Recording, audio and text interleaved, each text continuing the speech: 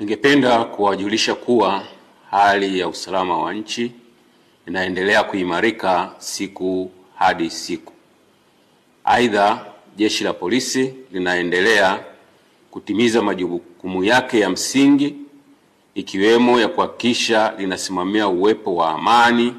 utulivu na usalama. Katika hili,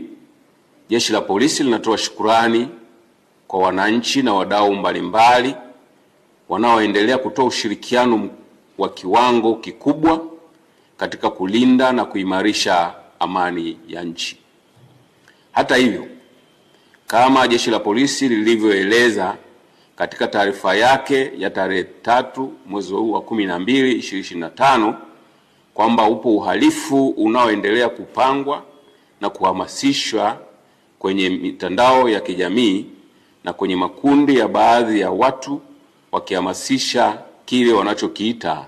maandamano ya amani na yasiyo na kikomo kuanzia tarehe 9 mwezi wa 12 2025. Jeshi la Polisi kwa kushirikiana na vyombo vingine vya ulinzi na usalama vinaendelea kuchukua hatua stahiki dhidi ya uhalifu huo unaopangwa, hivi wananchi msiwe na hofu. Sheria za nchi ikiwepo sheria ya polisi na polisi wasaidizi sura ya 322 kama ilivyofanywa marekebisho mwaka 2023, kifungu cha 43 kifungu kidogo cha kwanza kinatoa maelekezo na masharti ya kisheria kuwa mtu yeyote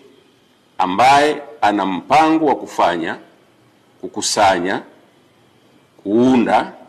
au kupanga mkusanyiko au maandamano ya hadhara anatakiwa kuwasilisha kwa maandishi notisi kuhusu kufanyika kwa mkusanyiko au maandamano hayo kwa afisa wa polisi msimamizi wa eneo hilo, akiainisha yafuatayo: A, sehemu ambayo maandamano yatafanyika au yatafanyikia; B, muda yatakapofanyika; C, madhumuni ya maandamano hayo; na D, maelezo mengine kama waziri atakavyotangaza kwa notisi mara kwa mara kwenye gazeti la serikali.